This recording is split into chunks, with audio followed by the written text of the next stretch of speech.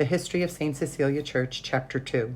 From its humble beginnings as a small rural community known as Perrytown, Iselin, New Jersey has become a vibrant multicultural hub located at the crossroads of several key highways, a bustling train station, and multiple corporate campuses. Many people arrive in Iselin from other countries to make their first home in the United States because of the ease of commuting and the cultural diversity of the community. St. Cecelia Church has been the beneficiary of the devotion of Catholics migrating to central New Jersey from its inception.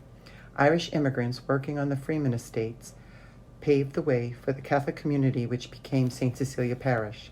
Reverend Edward C. Griffin, the pastor of St. Mary Church in South Amboy, was also the pastor of the fledgling Catholic community in Iselin, which was a mission to St. Mary's. In 1923, the Articles of Incorporation to form St. Cecelia as a faith community were signed by Bishop Thomas J. Walsh. In that same year, Father Griffin purchased the building that would be the first permanent church and acquired property where the building would be located at the corner of Oak Tree Road and Middlesex Avenue. Although St. Cecelia was incorporated in 1923, the parish did not have its first dedicated pastor until June 12, 1932, when Bishop John J. McMahon appointed Reverend William Brennan. During the 14 years of his tenure, the country emerged from the Great Depression and entered World War II, and the Iselin area went through a period of rapid growth. Father Brennan expanded the parish campus to accommodate his growing flock by acquiring the property from Oak Tree Road to Vernon Street and Middlesex Avenue to Auth Avenue, as well as land belonging to the Graham Estate, which became the parish rectory, and the Cooper Farmhouse, which became the first convent. Reverend John Larkin took over the leadership role of the parish in 1942, but due to poor health, he was only in charge for 3 years. He arranged for 3 Dominican sisters from Newburgh, New York, to join the parish family. The sisters moved into the former Cooper Farmhouse in June of 1944.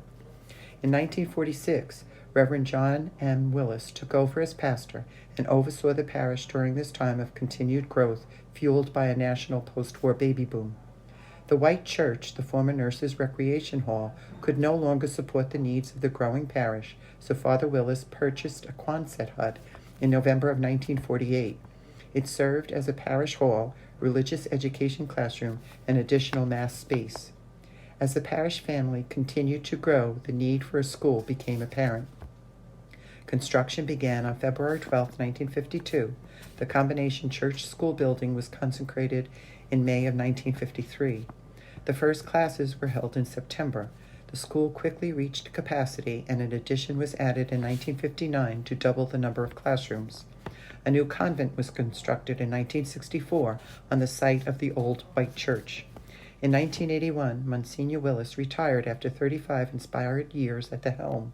He had adeptly guided the St. Cecelia family from a small congregation to a vibrant Catholic community. Reverend James P. Moran took over as administrator and eventually became the pastor. Monsignor Moran followed in the footsteps of Monsignor Willis, continuing the strong leadership and commitment to the Catholic faith that had come before him. A fire in the church in 1984 led to the construction of the current church building under Monsignor Moran's direction. It was dedicated in 1989. During Monsignor Moran's tenure, the Filippini sisters arrived and a vibrant lay ministry, including extraordinary ministers and lectors, began. In 1982, the old convent was sold to the newly formed Diocese of Metuchen, the new governing body of the parish, to be the diocesan center. There, in the May of 1996, the future Saint Mother Teresa visited, and members of the St. Cecelia community were blessed to see her. When Monsignor Moran was reassigned in 1999, Reverend Jerome Johnson took over the helm at St. Cecelia Church. Father Johnson faced challenges due to declining school enrollment and waning parish attendance. In addition, he pastored his flock during the terror attacks of September 11, 2001. He guided the parish through the storms, encouraging the parishioners to hold fast to their faith and to pull together in fellowship. Father J. honored the parish fallen with a September 11th remembrance. He also began an annual Mass and picnic at Merrill Park, an annual tree lighting, and a giving tree outreach. Father J. was reassigned in the summer of 2014, and the parish welcomed the vocationist fathers and a new leader in Reverend Thomas Naduvilathu. Father Tom returned the church to a more traditional aesthetic by installing a new altar with the tabernacle back in the center, stained glass windows, and statues. He and the vocationist fathers called the parishioners deeper into their Catholic faith, adults and children alike. Father Tom led the parishioners on Corpus Christi processions around the church and around the community and began a vacation Bible school. Father Tom guided his flock through the beginning of the COVID pandemic, holding live-streamed masses and eventually masses in the parking lot. When Father Tom was reassigned in 2020, Reverend Dennis Kingsley Nwagu assumed leadership duties for St. Cecelia and continued to steer the parish through the pandemic and eventually back to the regular masses in the church. The celebration of parish centenary became the perfect opportunity for Father Dennis Kingsley to lead the community in celebration of not only its 100th anniversary, but also having weathered the trials that the COVID pandemic had presented.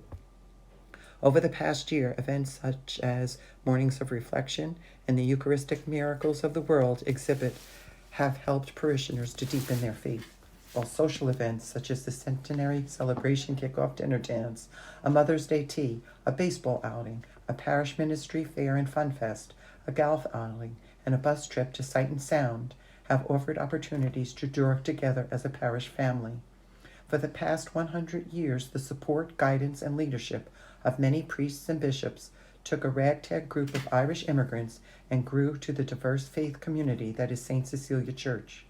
The parish has been at the center of life in Iselin, whether through community support initiatives, the Iselin Fair, which began almost as its inception until its last hurrah in 2012, or through the Golden Knights youth activities.